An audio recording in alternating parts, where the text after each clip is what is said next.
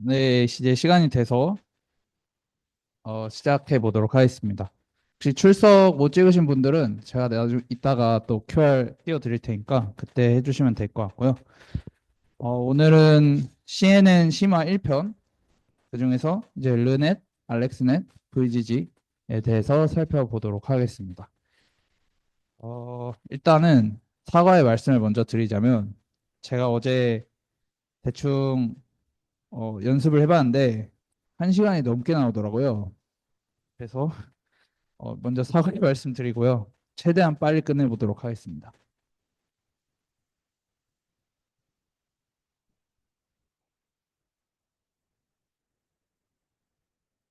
네, 일단은 오늘 볼 내용이 르넷, 알렉스넷, VGG라는 세 개의 모델에 대해서 볼 건데, 어, 우리가 저번 주까지 배웠던 CNN 기초 내용들을 토대로 실제 모델에서 어떻게 활용이 되는지 살펴보는 시간입니다. 그 전에 이제 CNN 모델의 발전 과정에 대해서 한번 살펴볼 건데요.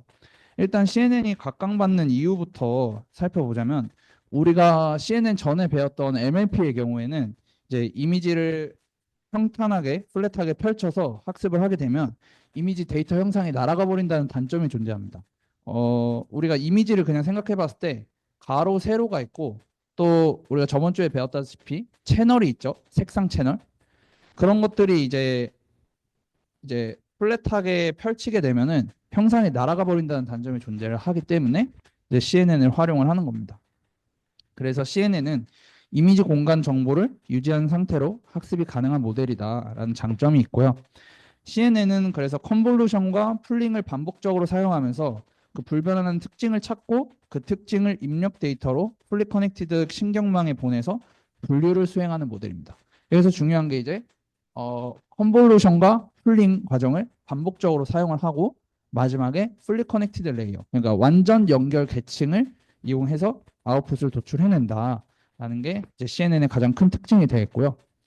CNN 모델 발전 과정을 보면은 98년도에 르넷이라는 게 발표가 됩니다. 근데 이 발표 당시에 르넷이 크게 주목을 못 받았어요. 그러다가 훗날 이제 2012년에 알렉스넷이라는 모델이 등장을 하게 되면서 이제 르넷이 그때 다시 재평가를 받게 됩니다.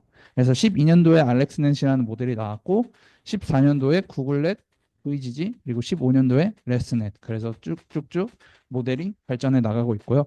우리가 오늘 살펴볼 거는 98년도에 나왔던 르넷, 그다음에 12년도 알렉스넷, 그리고 14년도 VGG에 대해서 살펴보도록 하겠습니다. 그리고 우리가 그 전에 또 한 개 살펴볼 게 ILSVRC라는 건데요. 외우실 필요는 없고요. 그냥 이미지 경진 대회입니다. 그래서 매년 개최가 되고요. 매년 대용량의 이미지 데이터셋을 주고 이미지 분류 알고리즘 성능을 평가하는 대회인데요. 얘는 클래스 개수가 1000개입니다. 그러니까 클래스 개수라는 거는 정답이 1000개라는 거죠. 예를 들어서 뭐 동물을 분류하는 대회다 라면은 뭐 개, 고양이, 원숭이 이렇게 해서 총 1000개의 종류가 있고 그거에 대해서 대용량 이미지 데이터셋을 주고 그 1000개의 클래스를 분류하는 알고리즘을 평가하는 대회입니다. 매년 개최가 되고요. 이제 이 표가 매년 우승 모델들의 성능을 나타낸 건데 분류 에러율을 상대로 나타냈는데 분류 에러율이라는 거는 낮을수록 좋겠죠. 근데 여기 보시면 12년도 알렉스넷이 그 전에 비해서 정말 획기적으로 에러율을 낮춥니다. 그러면서 이제 알렉스넷이 정말 인기가 많았고요. 그 다음에 이제 14년도에 보시면 우승이 구글넷이에요. 그리고 2등이 보이지지넷인데 준우승을 했음에도 정말 인기가 많았습니다. 굉장히 획기적인 모델이라서 되게 인기가 많고 뭐 2015년부터 레슨넷 등등등이 우승을 했고요. 이 선을 보시면 여기 사람의 능력이라고 되어 있잖아요. 사람이 이거를 분류하는 능력이 에러율이 5%라고 했을 때 15년도부터는 이미 사람의 능력을 뛰어넘고 있습니다. 그래서 매년 개최되는 대회이고 15년부터 사람의 능력을 뛰어넘었다라고 할 수 있겠습니다. 네, 이제 오늘 살펴볼 세 개의 모델 중에 첫 번째 르넷에 대해서 살펴보겠습니다. 얀 르쿤이라는 박사가 개발을 했고요. 이 CNN 모델로 손글씨 이미지를 학습하는 모델입니다.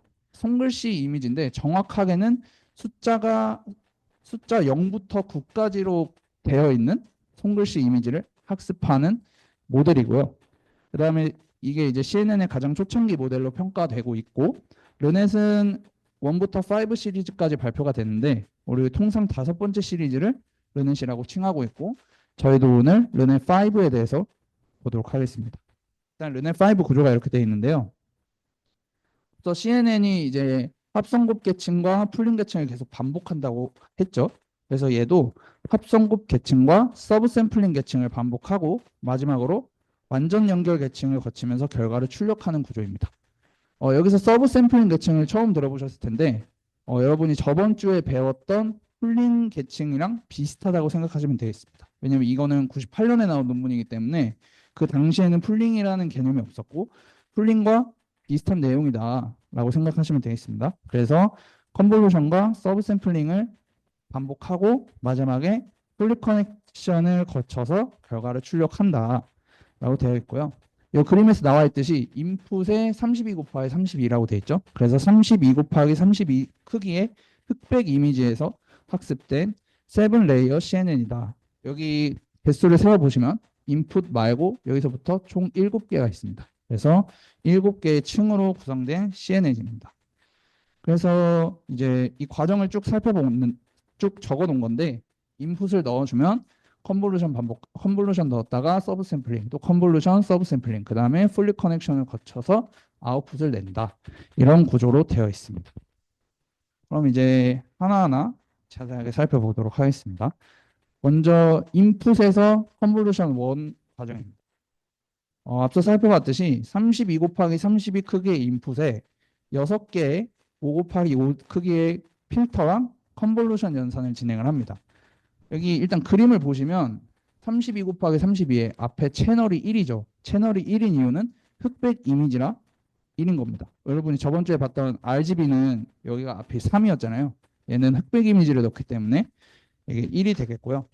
그래서 32 곱하기 32 크기의 인풋을 5 곱하기 5짜리 필터랑 컨볼루션을 하는데 6개, 즉 6채널에 5 곱하기 5 필터랑 컨볼루션 연산을 진행합니다. 그래서 여기 보시면은 필터 사이즈가 5 곱하기 5고 필터 수가 6개고 스트라이드가 1인 컨볼루션 연산을 거치고요. 그래서 6개의 28 곱하기 28 크기의 피처 맵을 얻게 됩니다. 여기서 피처 맵이라고 하는 거는 출력 값을 의미를 합니다. 근데 좀 더 자세하게 살펴보면은 사실 32 곱하기 32가 정확한 인풋이 아니고 정확한 인풋 값은 28 곱하기 28 크기의 이미지입니다. 거기에다가 제로 패딩 2를 추가를 해서 32 곱하기 32의 인풋 데이터를 만드는 건데 저희가 저번 주에 패딩을 배웠죠. 제로 패딩이라는 게 뭐냐면 우리가 28 곱하기 28에다가 뭐 양옆 그다음에 위아래 패딩을 2개를 추가하잖아요. 그 추가한 가장자리에 숫자 0을 다 넣는 겁니다. 그게 이제 제로 패딩이 되겠습니다. 그래서 원래는 28 곱하기 28 이미지에다가 제로 패딩 2개를 추가해서 32 곱하기 32 크기의 인풋 데이터를 만든다라는 것을 알면 되겠습니다. 이걸 좀 더 이제 자세하게 그림으로 살펴보기 전에 피처 맵의 크기를 한번 구해보도록 하겠습니다. 이게 이제 공식이 저번 CNN 기초할 때 있던 공식이거든요. 이게 이제 피처 맵 크기를 구하는 공식인데 저는 개인적으로 이 공식에 좀 의존하지 않으셨으면 좋겠습니다. 왜냐면은 이게 간편하긴 한데 실제 직접 그려서 얘를 스트라이드 1로 움직여 보면서 아웃풋을 계산해 보는 과정을 거치는 게 좀 더 확 와닿기가 좋거든요. 그래서 뭐 32 곱하기 32 크기를 직접 그릴 수는 없으니까 뭐 예를 들어서 5 곱하기 5짜리를 직접 그려보고 25개 그리고 3 곱하기 3짜리로 뭐 스트라이드 1일 때는 아웃풋이 어떻게 나오는지, 스트라이드 2일 때는 아웃풋이 어떻게 나오는지 직접 그려보면서 한 번만 해보셔도 이 CNN을 이해하는데 조금 수월할 겁니다. 그래도 일단 공식을 한번 가져와 봤고요. 하나하나 대입을 해보자면 인풋 사이즈가 28이었죠. 그래서 28을 넣어주고 필터 사이즈가 5 곱하기 5니까 필터 사이즈에 5를 넣어주고 그다음에 우리가 제로 패딩 2였죠. 그래서 2 곱하기 2 한 다음에 스트라이드는 1이니까 스트라이드 1 분모에 넣고 플러스 1 해서 피처맵 크기가 28이 나온다라는 것을 알 수 있습니다.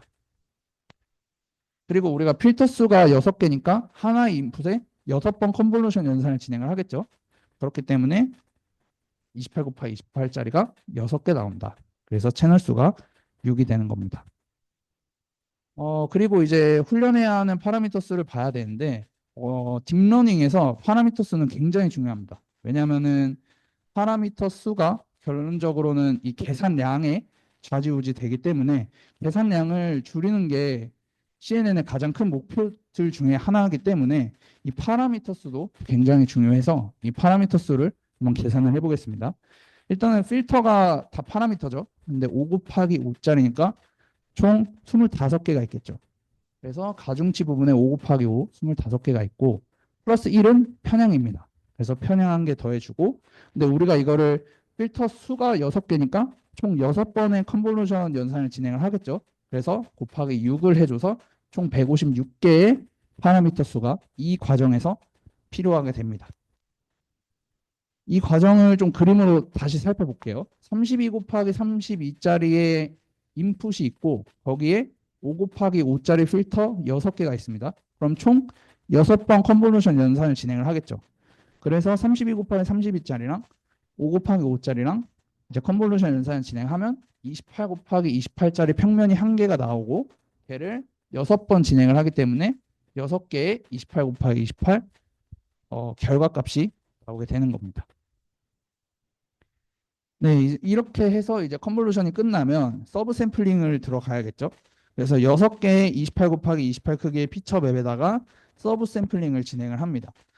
서브 샘플링은 풀링이랑 같습니다. 근데 여기서는 이제 평균 풀링, 에버리지 풀링을 이용하고요. 에버리지 풀링에서 풀링 사이즈가 2 곱하기 2, 그리고 스트라이드가 2인 에버리지 풀링을 거쳐서 사이즈가 반으로 줄게 됩니다. 그래서 14 곱하기 14짜리 6개가 나온다 하는 것을 아실 수 있고요.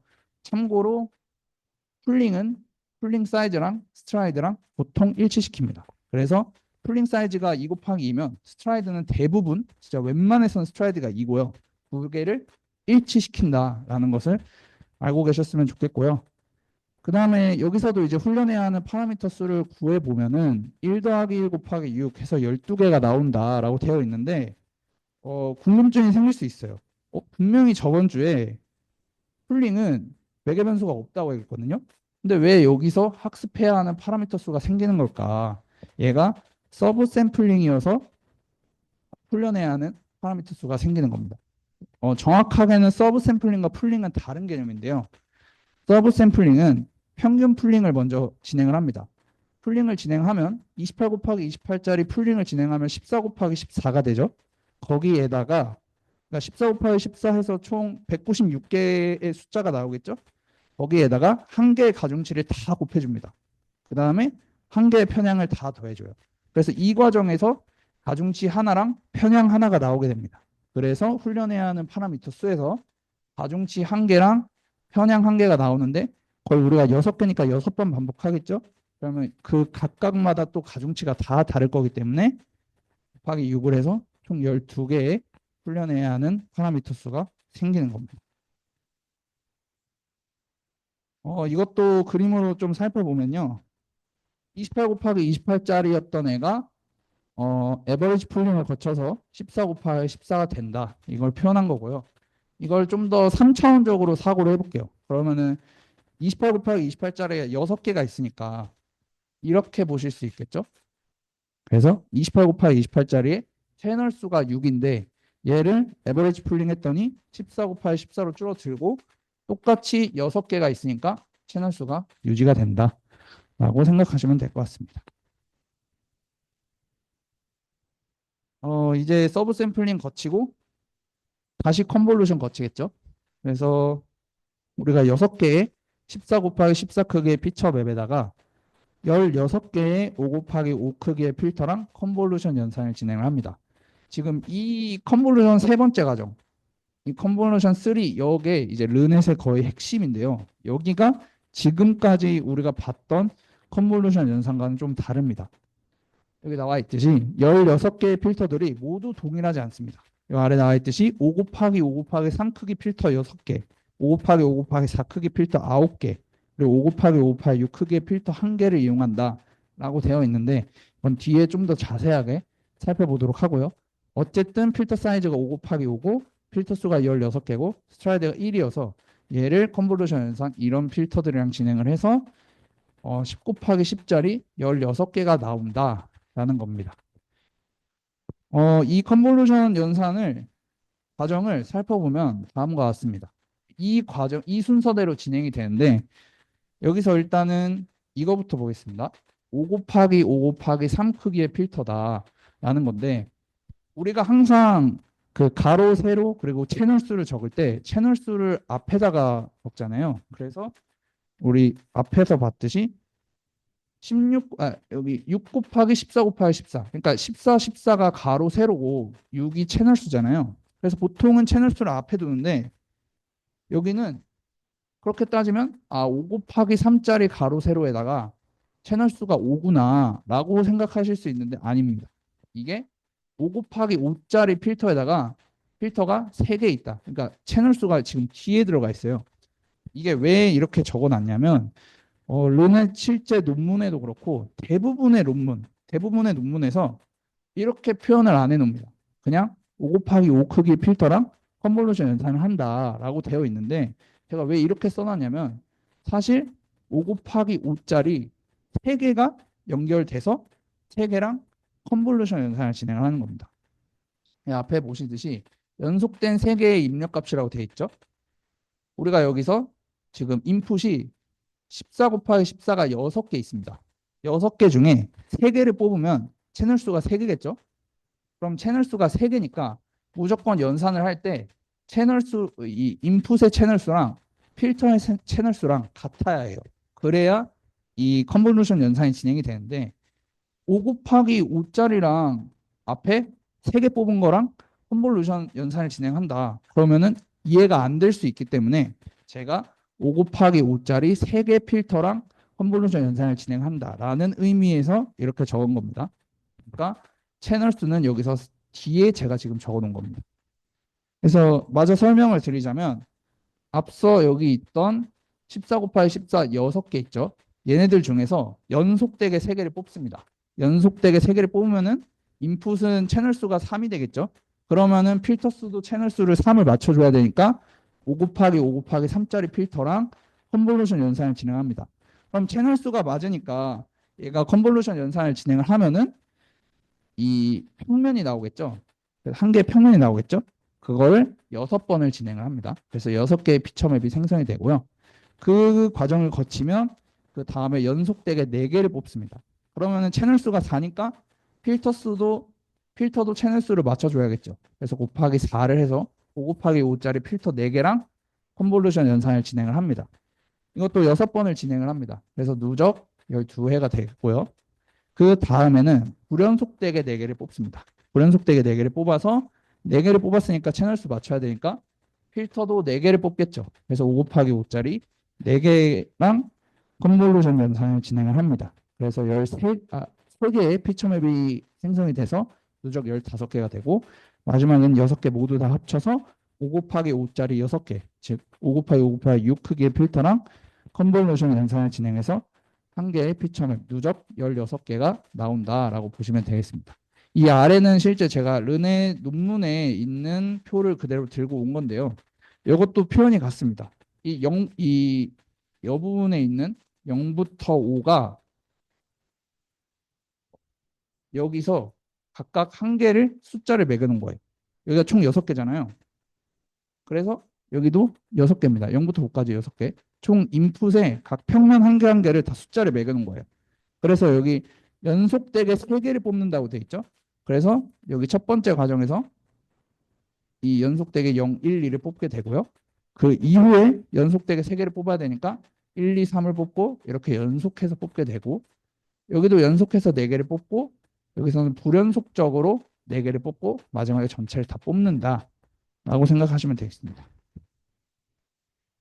그래서 하나하나 과정을 살펴보도록 할게요. 14 곱하기 14 6개가 있죠. 여기서 연속되게 3개를 뽑을 겁니다. 그래서 이렇게 연속되게 3개를 뽑아요. 그러면 얘가 채널 수가 3개니까 필터도 채널 수를 맞춰줘야겠죠. 그래서 5 곱하기 5짜리 3개가 있습니다. 그래서 14 곱하기 14 3개 뽑은 거랑 5 곱하기 5 필터 3개랑 컨볼루션 연산을 진행을 합니다. 얘를 3차원적으로 생각을 해보면은 이렇게 되겠죠. 14 곱하기 14 3개랑 5 곱하기 5짜리 3개랑 컨볼루션 연산을 진행을 한다. 그러면은 10 곱하기 10짜리 평면 하나가 나오게 됩니다. 그 다음에 이제 연속하게 뽑는 방법은 한 칸을 내리면 돼요. 지금 맨 위에 거를 기준으로 3개를 뽑았으니까 한 칸 내려서 두 번째 걸 기준으로 연속되게 3개를 뽑습니다. 그럼 이것도 똑같이 이렇게 되는 겁니다. 14 곱하기 14짜리 3개랑 5 곱하기 5짜리 3개랑 컨볼루션 연산을 진행을 해서 10 곱하기 10짜리 평면 한 개가 나왔다. 이렇게 생각하시면 되고 또 한 칸 내려서 연속되게 3개를 뽑으면 돼요. 그럼 이렇게 뽑으면 되겠죠? 이렇게 뽑아서 또 컨볼루션 연산 진행을 하면 10 곱하기 10짜리 평면 한 개가 나오고 또 한 칸 내려서 연속되게 3개를 뽑으면 이렇게 10 곱하기 10짜리 하나 나오고 그 다음에 한 칸을 내리면 얘부터 시작하죠. 하나, 둘 하고 아래 없죠? 그땐 그냥 위에 뽑으면 됩니다. 그래서 이렇게 뽑아서 이 3개짜리랑 5 곱하기 5짜리 3개랑 컨볼루션 연산을 진행을 한다라고 생각하시면 되겠습니다. 그리고 마지막으로 또 한 칸 내려서 연속되게 3개 뽑아서 10 곱하기 10짜리 한 개가 나온다. 그러니까 총 10 곱하기 10짜리 6개가 나오는 과정이 되겠죠. 이게 이제 연속하게 3개를 뽑는 첫 번째 과정입니다. 얘가 이제 표로 나타낸 게 이거예요. 제가 이거 색깔을 맞춰놨거든요. 이 과정대로 진행되는 것을 표로 나타낸 것입니다. 그 다음에는 이제 연속되게 4개를 뽑죠. 그럼 연속되게 4개를 이렇게 처음 뽑습니다. 이렇게 연속되게 4개니까 우리가 선택한 게 채널 수가 4개니까 필터 수도 4개가 필요하겠죠. 그래서 5 곱하기 5짜리 4개랑 컨볼루션 연산을 진행을 합니다. 그래서 이렇게 되겠죠. 이렇게 해서 또 14 곱하기 14 4개랑 5 곱하기 5 4개랑 컨볼루션 연산을 진행을 하니까 10 곱하기 10짜리 평면 한 개가 나오고요. 연속하게 4개를 뽑아야 되니까 한 칸을 또 내리면 됩니다. 한 칸을 내리면은 이렇게 연속되게 4개를 뽑으면 되겠죠. 그래서 이렇게 연속하게 4개를 뽑아서 채널 수가 4니까 필터도 4개가 필요하겠죠. 그래서 5 곱하기 5짜리 4개랑 컨볼루션 연산을 진행을 한다. 그럼 이거를 3차원적으로 표현을 하면은 이렇게 나타나게 되는 겁니다. 그럼 또 한 칸 내려서 연속되게 뽑습니다. 그럼 이렇게 뽑으면 되겠죠. 이렇게 뽑아서 5 곱하기 5짜리 4개 필터랑 컨볼루션 연산을 진행을 하면 또 10 곱하기 10짜리 평면 한 개가 나오게 됩니다. 그리고 이제 한 칸 내려서 또 연속되게 4개 뽑으면 하나, 둘, 셋 하고 아래가 없으니까 위에 그냥 뽑으면 된다 그랬죠. 그래서 이렇게 뽑아서 컨볼루션 연산 진행을 해서 10 곱하기 10짜리 한 개가 나오게 되고 또 한 칸 내려서 연속되게 4개 뽑아서 10 곱하기 10짜리 하나 나오고 또 한 칸 내려서 연속되게 4개 뽑아서 10 곱하기 10짜리 한 개가 나오게 되는 겁니다. 그래서 이 과정에서도 6개의 10 곱하기 10짜리 아웃풋이 나오게 된다라고 생각하시면 되고 이거를 논문에선 표로 이렇게 표현을 한 겁니다. 이 6번 과정부터 11번 과정이 연속하게 4개를 뽑은 과정이 되겠습니다. 그 다음에 이제 세 번째 과정이 불연속하게 4개를 뽑는 거거든요. 불연속하게 4개는 어떻게 뽑냐. 두 개를 연속하게 뽑고 한 개 띄었다가 2개를 뽑는 겁니다. 그래서 이렇게 뽑는 거예요. 2개 뽑고 연속으로 뽑고 한 개 띄고 2개 뽑는다. 그러면 이렇게 선택해서 4개니까 필터 수도 4개 필요하겠죠. 그래서 5 곱하기 5짜리 4개랑 컨볼루션 연산을 진행하면 또 10 곱하기 10짜리 평면 한 개가 나오게 됩니다. 그 다음에 이제 또 한 칸 내리면 되겠죠. 한 칸 내려서 2개 뽑고 한 개 띄고 2개 뽑고 이렇게 해서 또 같은 결과가 나오게 되고 이것도 한 칸 내려서 2개 뽑고 한 개 띄고 2개 뽑으니까 이렇게 되겠죠. 이렇게 해서 4개 뽑았으니까 필터도 4개 필요하겠죠. 그래서 10 곱하기 10짜리 한 개가 나온다. 여기서는 10 곱하기 10짜리 아웃풋이 3개가 나온다 라고 보시면 되겠고 표에서는 12번부터 14번 과정이 되겠습니다. 그리고 마지막은 연속되게 6개 뽑는 거죠. 그래서 이거를 이제 그냥 3차원으로 표현을 했습니다. 그래서 14 곱하기 14 6개랑 필터 수도 6개 필요하겠죠. 그래서 5 곱하기 5 6개랑 컨볼루션 연산 진행해서 10 곱하기 10짜리 평면 한 개가 나온다. 이거를 표에서 나타낸 게 마지막 15번이 되겠습니다. 이 과정이 이제 컨볼루션 3에서 일어나는 연산이 되겠습니다. 그래서 이 과정을 살펴본 거고, 이 아래 보시면 이와 같이 컨볼루션 하는 이유가 뭐냐. 네트워크의 대칭성을 깨트리고 네트워크 간의 연결 파라미터 수를 합리적으로 하기 위해서 이렇게 연산한다라고 되어 있죠. 네트워크 대칭성을 깨트린다는 게 뭔 소리냐면, 우리가 이 전에 컨볼루션 연산에서 진행을 했을 때는 인풋 한 개에 대해서 필터가 다 같은 것들로 이제 컨볼루션 연산이 진행을 했죠. 그렇게 되면은 비슷한 특징만 계속 학습하게 되는 문제가 생깁니다. 근데 얘 같은 경우에는 필터마다 학습하는 조합이 다 달라요. 그렇기 때문에 다양한 종류의 특징을 좀 더 다채롭게 학습할 수 있다는 장점이 있다는 거고요. 그래서 네트워크 대칭성을 깨트린다라는 표현을 쓴 거고요. 그다음에 연결 파라미터 수를 합리적으로 한다라는 거는 이 논문이 98년도에 나왔잖아요. 그래서 그 옛날이기 때문에 컴퓨팅 파워가 제한되어 있어서 파라미터를 수를 줄이는 게 지금도 중요하지만 이 당시엔 더 중요했겠죠. 그래서 이 과정을 통해서 좀 더 파라미터 수를 줄이고 계산 자원을 절약할 수 있었다라고 합니다. 네. 그럼 이제 또 파라미터 수 구해봐야겠죠. 이제 이게 과정이고 이 과정 토대로 한번 보면은 일단 우리 가중치 5 곱하기 5 곱하기 3짜리니까 5 곱하기 5 곱하기 3개의 가중치가 필요하고 여기다가 편향한 게 더해주고 이거를 6번 반복했죠. 6번 반복했으니까 곱하기 6을 하게 됩니다. 이게 첫 번째 과정. 그리고 두 번째 과정은 5 곱하기 5 곱하기 4개의 필터를 이용하죠. 5 곱하기 5짜리 필터 4개니까 5 곱하기 5 곱하기 4 편향한 게 더해주고 6번 진행하니까 곱하기 6을 해줘야겠죠. 그 다음에 또 5 곱하기 5 곱하기 4짜리 필터 쓰니까 5 곱하기 5 곱하기 4 그 다음에 편향한 게 더해주고 이건 3번 진행하니까 곱하기 3을 해주면 됩니다. 마지막으로 5 곱하기 5 곱하기 6짜리 한 개 편향한 게 더해주고 한 번 진행하니까 곱하기 1을 해주면 됩니다. 그래서 이걸 다 더해서 1516개의 파라미터 수가 이 과정에서 나온다라고 보시면 되겠습니다. 네, 이렇게 해서 이제 컨볼루션 거치면 또 서브 샘플링 거쳐야겠죠. 그래서 16개의 10 곱하기 10짜리 피처 맵에 대해서 서브 샘플링을 진행을 합니다. 풀링 사이즈가 2 곱하기 2고 스트라이드가 2입니다. 앞서 말씀드렸듯이 풀링 사이즈랑 스트라이드 수는 같다. 그래서 풀링 사이즈 2 곱하기 2, 스트라이드 수 2를 쓰고요. 그 다음에 이렇게 에버리지 풀링을 진행을 해서 16개 5 곱하기 5짜리로 줄어들게 됩니다. 훈련해야 하는 파라미터 수 보시면 서브 샘플링 같은 경우에는 가중치 하나, 편향 하나 필요하다 그랬죠. 그래서 1 더하기 1, 총 16개가 있으니까 곱하기 16 해서 이 과정에서는 32개의 파라미터 수가 나오게 되는 겁니다. 그다음에 서브 샘플링 거쳤으니까 다시 컨볼루션 연산을 진행을 하죠. 그래서 서브 샘플링 거쳐서 나왔던 16개의 5 곱하기 5 크기의 필터 맵에다가 이번엔 120개 5 곱하기 5짜리 필터랑 컨볼루션 연산을 진행을 합니다.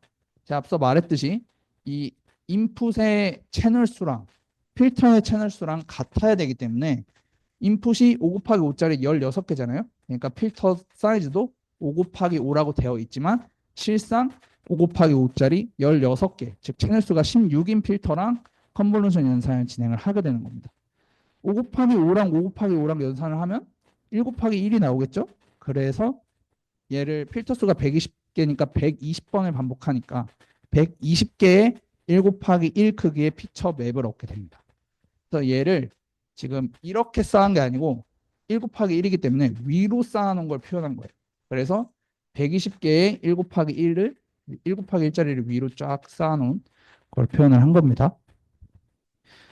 여기서 훈련해야 하는 파라미터 수는 계산해 보면 5 곱하기 5짜리 필터인데 그게 채널 수가 16개죠. 그래서 곱하기 16을 해주고 편향한 게 더해주는데 얘를 120번 반복을 하니까 곱하기 120 해서 이 과정에서만 파라미터 수가 48,120개가 나옵니다.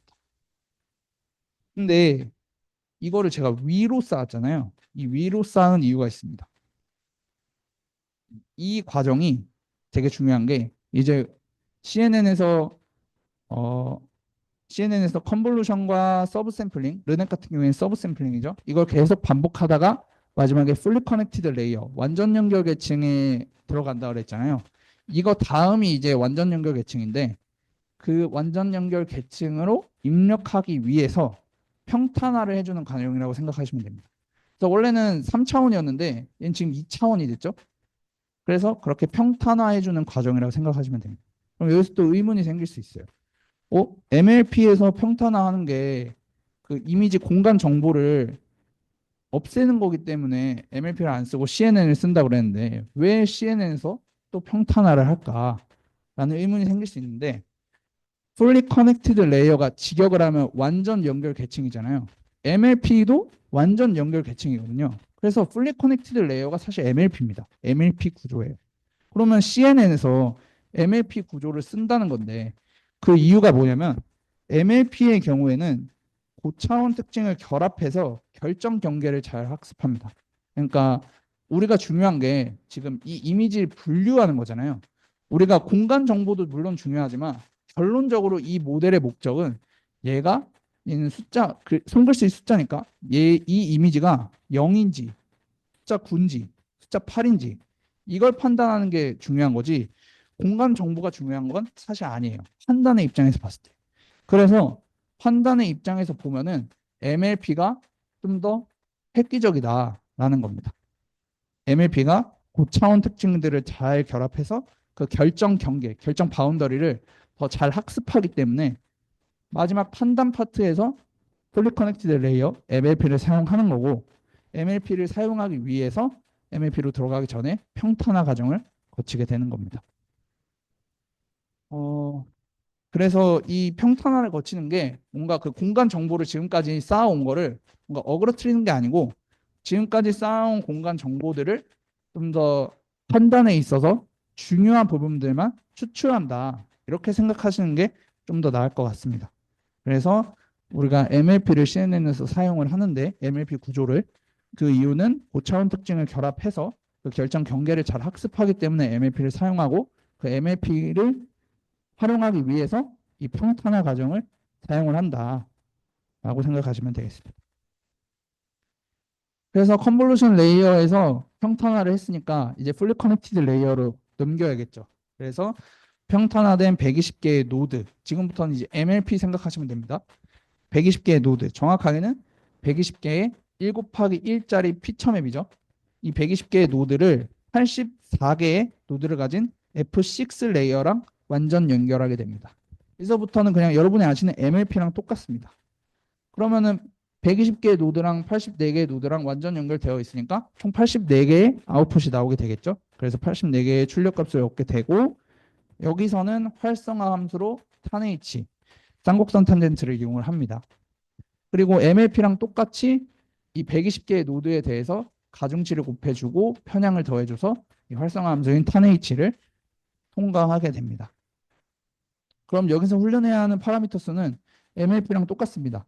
120개에 대해서 가중치가 다 있겠죠. 그래서 120개의 가중치, 그리고 1개의 편향, 그리고 지금 우리가 84개의 노드가 있죠. 그래서 이게 총 84개가 있겠죠. 그래서 이걸 더하면은 이 풀리 커넥티드 레이어 과정에서 나오는 파라미터 수가 1164개다라는 것을 알 수 있겠습니다. 그 다음에 이제 한 번 더 마지막으로 최종 아웃풋을 내게 되는데 여기도 84개의 노드랑 10개의 노드랑 풀리 커넥티드 되어 있는 겁니다. 여기서 살펴보셔야 될 게 아웃풋이 10개라는 거예요. 이게 되게 중요한 건데 아웃풋의 노드 개수는 무조건 클래스 개수랑 같아야 합니다. 여기서는 클래스 개수가 10개예요. 왜냐하면은 우리가 손글씨 숫자가 분류하는 게 얘의 목적이었죠. 그럼 숫자가 0부터 9까지 총 10개가 있습니다. 그래서 클래스 수가 10개이기 때문에 이 아웃풋 노드 개수가 10개가 되는 겁니다. 그래서 여기서 나오는 엠리스트라는 데이터셋 이름인데 이게 이제 손글씨 숫자 데이터거든요. 0부터 9까지 사람이 직접 손글씨로 쓴 그 데이터셋을 엠리스트라고 부르는데 그 엠리스트 클래스 개수가 10개이기 때문에 아웃풋 레이어가 10개의 노드로 구성되어 있다라는 것을 알 수 있겠고요. 그 다음에 훈련해야 하는 파라미터 수 보시면 MMP랑 똑같습니다. 여기가 84개 다 가중치가 있겠죠? 그리고 얘가 10개가 있으니까 곱하기 10을 하는데 각각 편향이 있으니까 플러스 1을 해서 총 이 과정에서 850개의 파라미터 수가 나온다라고 보시면 되겠고 여기서 이제 RBF라 그래서 유클리디안 레디얼 베이직 펑션 뭐 이걸 쓴다 돼 있는데 중요하지 않습니다. 지금은 별로 안 쓰는 걸로 알고 있고요. 그냥 그렇구나 하고 넘어가시면 됩니다. 그래서 각 과정에서 나오는 파라미터 수를 제가 다 정리를 해온 건데 우리가 다 한 개 한 개씩 봤으니까 그냥 넘어가도록 할게요. 그래서 총 르네 5에서 파라미터 개수는 6만 개가 좀 넘게 나온다 라는 것을 알 수 있겠습니다.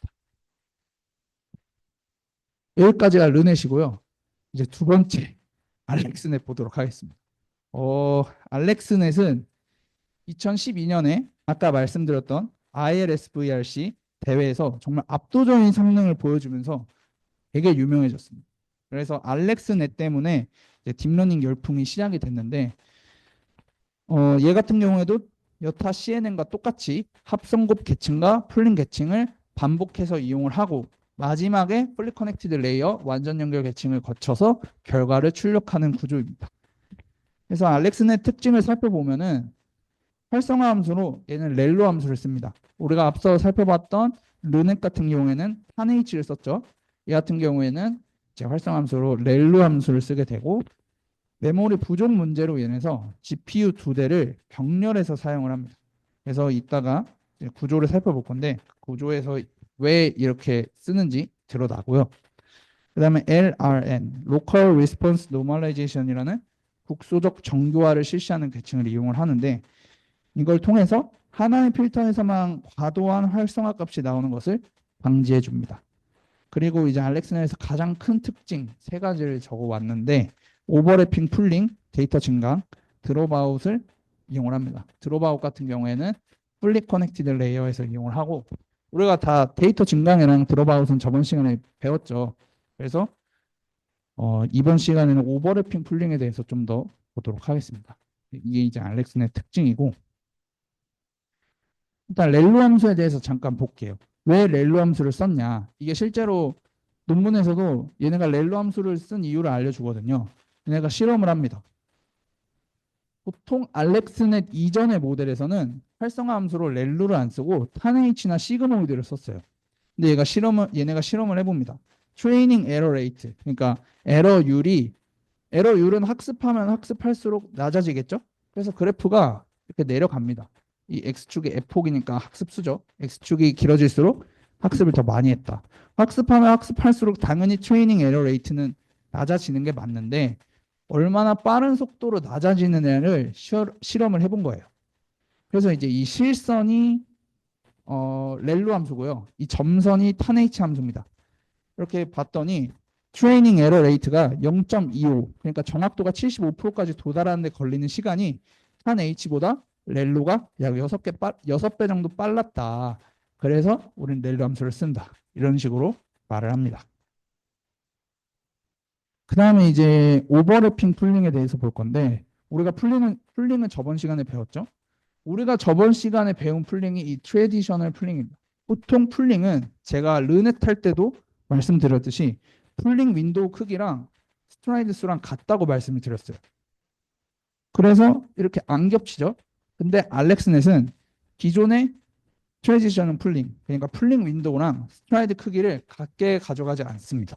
오버래핑 풀링을 이용하는데 오버래핑 풀링은 풀링 윈도우 크기가 스트라이드 크기보다 큰 거를 오버래핑 풀링이라고 합니다. 그렇게 되면은 이제 원래는 풀링을 할 때 이 윈도우 사이즈만큼 이동을 하니까 겹칠 일이 없는데 움직이는 정도가 풀링 윈도우보다 작으니까 겹치는 부분이 생기겠죠. 그래서 오버래핑이 되기 때문에 오버래핑 풀링이라고 말을 해주는 거고요. 그럼 이렇게 사용하는 이유가 뭐냐? 바로 오버래핑 방식이 상대적으로 과적합이 되는 것을 방지해주기 때문에 이 오버래핑 풀링을 쓰는 겁니다. 풀링 윈도우가 이렇게 서로 겹치게 되면은 더 많은 중복 정보들을 포함하게 되고 그 이 중복이 모델이 국소적인 특징에만 과도하게 반응하는 것을 방지해주기 때문에 과적합을 방지하는 측면에서 오버래핑 풀링이 좀 더 좋다고 합니다. 네, 그래서 이게 이제 알렉스넷 구조인데요. 알렉스넷은 인풋 데이터로 224 곱하기 224 크기의 데이터를 인풋으로 넣어주고 여기 써있듯이 11 곱하기 11 크기의 필터 96개, 5 곱하기 5 256개, 3 곱하기 3 384개, 또 3 곱하기 3 384개, 3 곱하기 3 256개. 그 다음에 완전 연결 계층을 거친다 라고 되어 있는데 이 그림에서도 표현이 되어 있습니다. 224 곱하기 224 인풋에다가 11 곱하기 11 쓰고 5 곱하기 5 쓰고 3 곱하기 3 쓰고 3 쓰고 3 쓰고 쭉 가다가 풀리 커넥티드 레이어 거쳐서 마지막 아웃풋을 결정한다. 근데 여기서 중요한 건 아웃풋이 노드 개수가 1000이죠. 1000인 이유는 제가 아까 ILS VRC 얘기할 때 클래스 개수가 1000개라 그랬죠.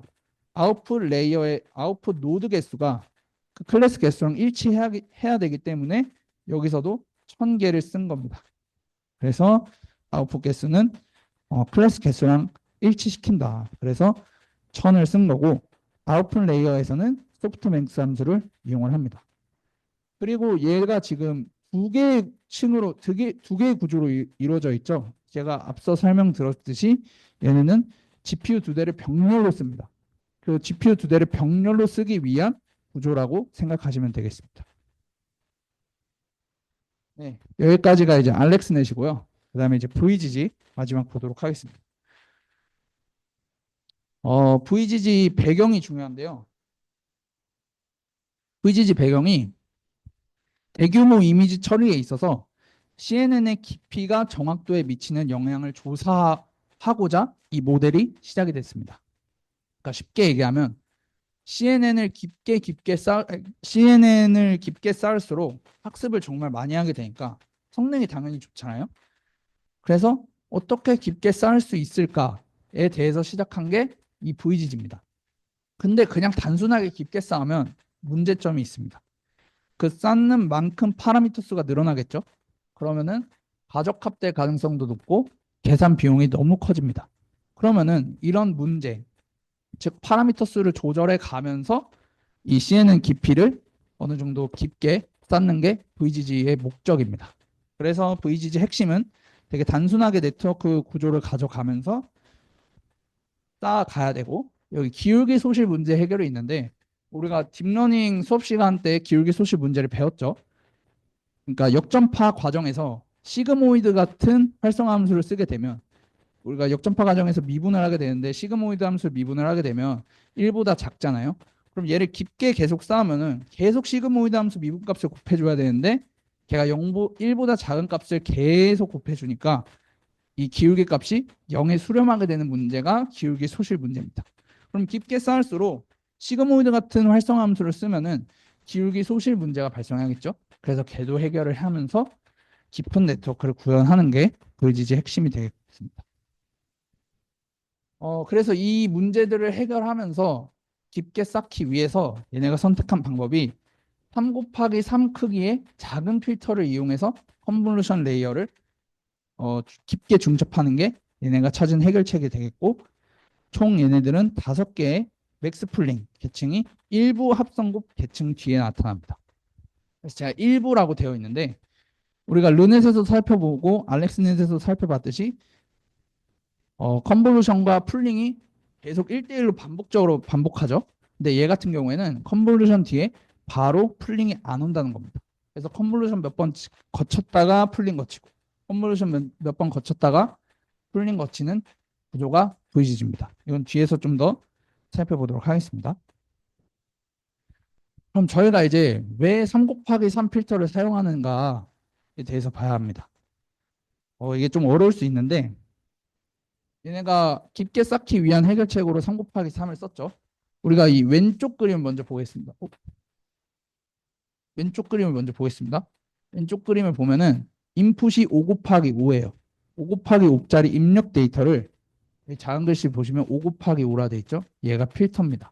그래서 5 곱하기 5 인풋을 5 곱하기 5짜리 필터랑 컨볼루션 연산을 진행하면 1 곱하기 1짜리 출력 데이터가 나오겠죠? 근데 왼쪽을 보겠습니다. 왼쪽도 똑같이 5 곱하기 5 크기의 입력 데이터에다가 이번에는 3 곱하기 3짜리 필터랑 컨볼루션 연산을 진행합니다. 그러면은 3 곱하기 3짜리 아웃풋이 나오겠죠? 그럼 3 곱하기 3에다가 다시 3 곱하기 3 크기 필터랑 컨볼루션 연산을 진행하는 거예요. 그럼 1 곱하기 1짜리 아웃풋이 나오겠죠? 그럼 지금 왼쪽이랑 오른쪽이랑 입력 데이터 보시면 5 곱하기 5로 같아요. 그리고 최종 결과값, 최종 출력 데이터를 보면 1 곱하기 1로 같습니다. 그래서 왼쪽이랑 오른쪽은 출력 데이터랑 입력 데이터가 똑같은데 무슨 차이냐?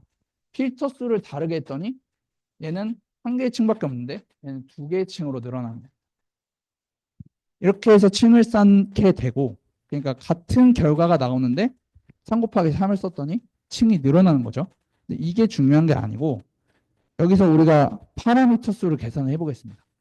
얘 같은 경우에는 5 곱하기 5를 한 번 썼으니까 총 25개의 매개변수 개수가 나오겠죠. 근데 얘 같은 경우에는 3 곱하기 3짜리 두 번을 썼어요. 그러면은 3 곱하기 3 두 번 썼으니까 18개의 매개변수가 나오게 됩니다.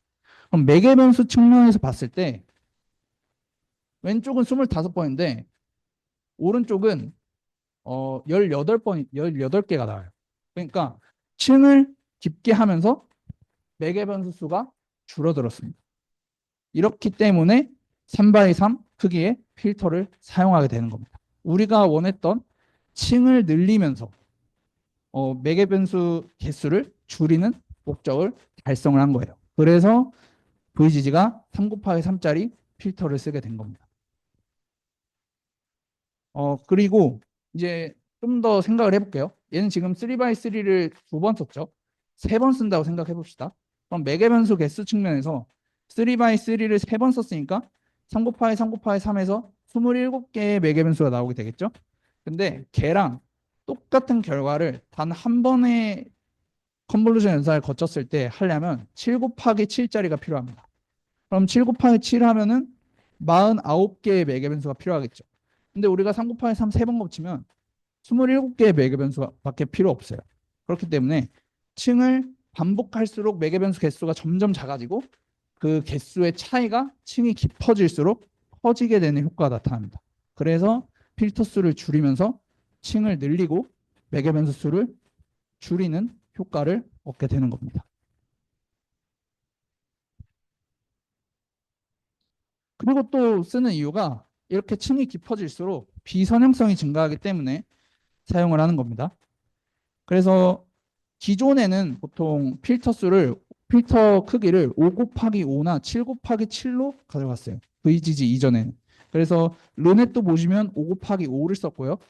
VGG는 뭐 11 곱하기 11부터 5 곱하기 5, 3 곱하기 3도 쓰긴 하지만 보통은 5 곱하기 5나 7 곱하기 7을 썼는데 VGG부터 3 곱하기 3을 쓰면서 이 층을 깊게 만들 수 있고 그럼 층을 깊게 만들면은 각 층마다 활성화 함수가 있겠죠. 얘는 활성화 함수를 렐로를 쓰기 때문에 렐로 연산이 점점 많아지는 겁니다. 그럼 렐로 연산을 많이 거치게 되면은 비선형성이 증가하겠죠. 그렇기 때문에 복잡한 구조를 잘 풀 수 있는 장점이 있게 되는 겁니다. 네, 이제 구조를 살펴보도록 하겠습니다. 인풋이 224 곱하기 224고요.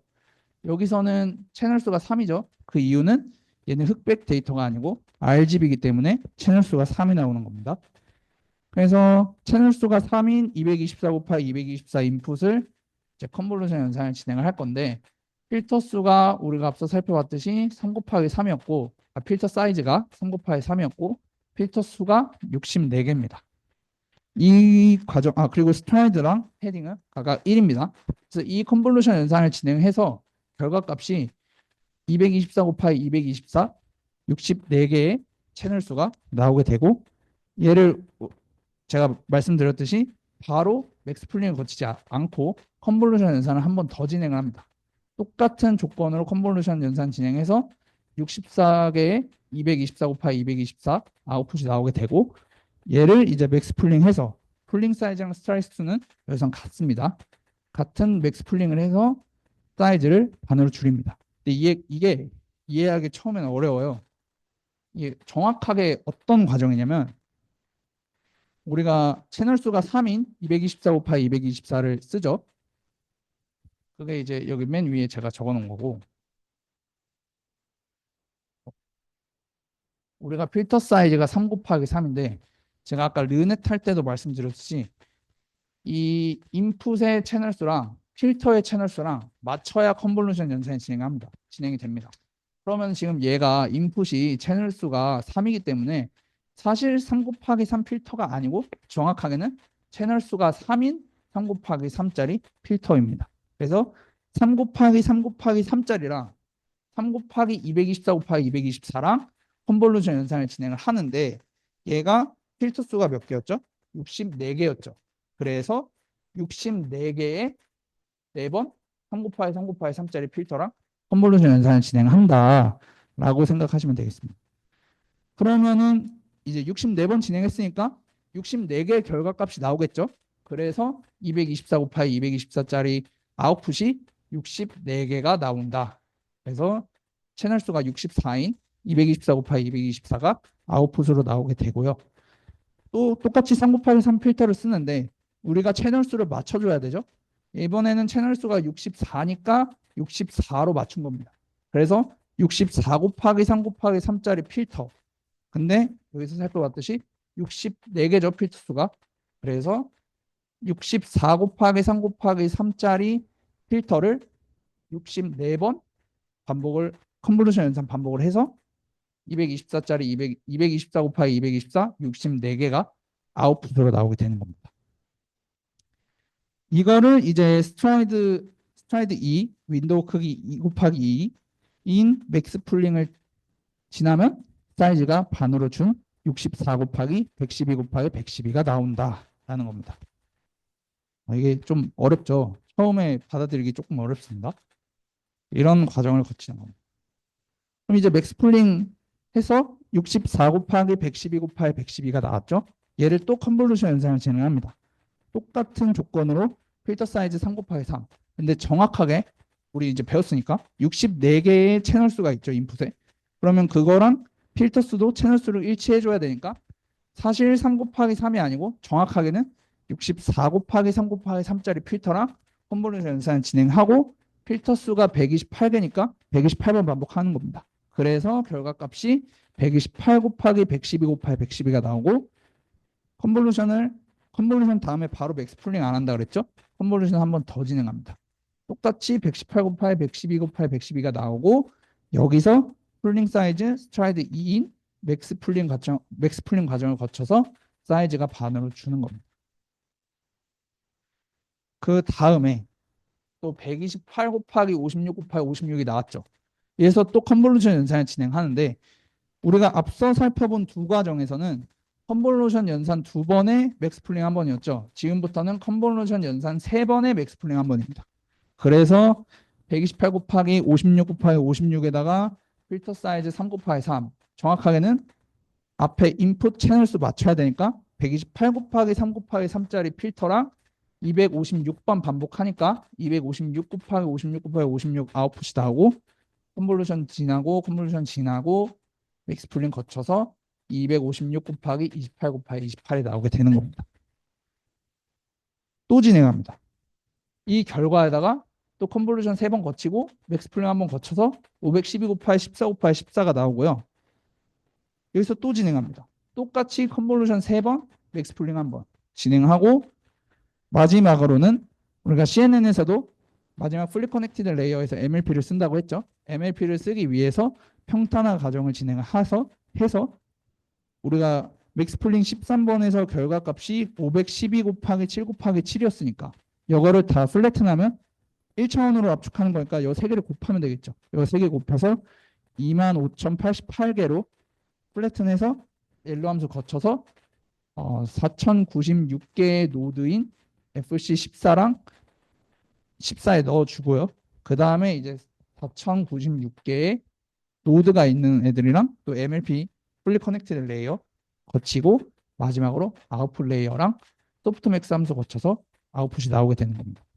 여기서도 아웃풋 노드 개수가 1000이죠. 1000인 이유는 이 VGG도 아까 그 이미지 경진 대회에서 출신이기 때문에 클래스 개수를 맞춰야겠죠. 그래서 클래스 개수가 1000이기 때문에 아웃풋 노드 개수도 1000인 겁니다. 이렇게 길게 쭉 이어진 게 VGG 구조고요. 지금 여기 보여있듯이 FC16이죠. fully connected 16번째라는 겁니다. 그래서 지금 방금 본 이 VGG 모델은 16개의 층으로 구성되어 있어요. 정말 긴 층으로 구성되어 있는데 VGG라는 논문에서는 어쨌든 목적이 얼마나 층을 깊게 쌓느냐기 때문에 16개 층만 있지 않습니다. 11개 층도 있고 13개 층도 있고 16개 층도 있고 19개 층도 있습니다.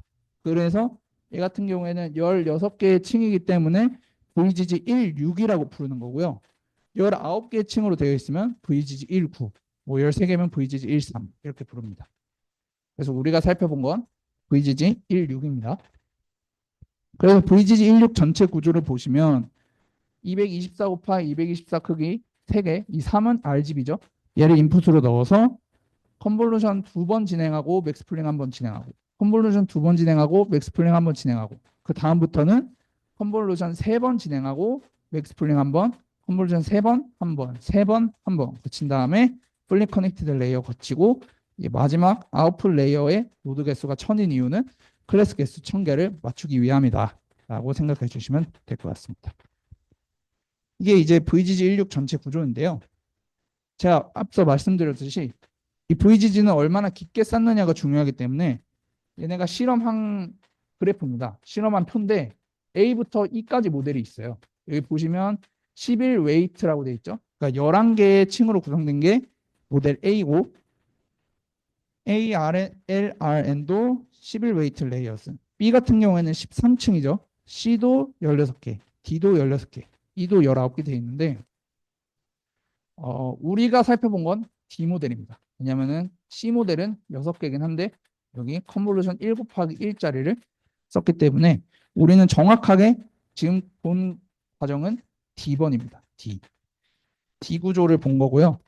그래서 어쨌든 A에서 E로 갈수록 층이 깊어지잖아요. 근데 이제 이 테이블 2 이걸 보시면 number of parameter라고 되어 있습니다. 파라미터 개수. 당연히 층이 늘어나면 파라미터 개수는 늘어나겠죠. 근데 파라미터 수를 보시면 A에서 E로 갈수록 그렇게 크게 증가하지 않습니다. 그래서 얘네가 파라미터 수를 어느 정도 조절하면서 층을 쌓아 올리는데 성공을 했다라고 보시면 될 것 같습니다. 그래서 그 층을 쌓아 올리는데 핵심이 3 곱하기 3짜리 필터를 쓰는 거다라는 겁니다. 끝났네요. 네, 그래서 과제가 있습니다. 과제는 제가 오늘 모델 3개를 준비했는데 알렉스넷을 좀 대충 했죠. 그 이유가 있습니다. 여러분이 알렉스넷 논문을 리뷰해 오시는 게 과제입니다. 그래서 이 알렉스넷이 논문이 영어거든요. 그 번역하는데도 시간이 걸리고 또 어렵기 때문에 읽어오는데도 시간이 걸립니다.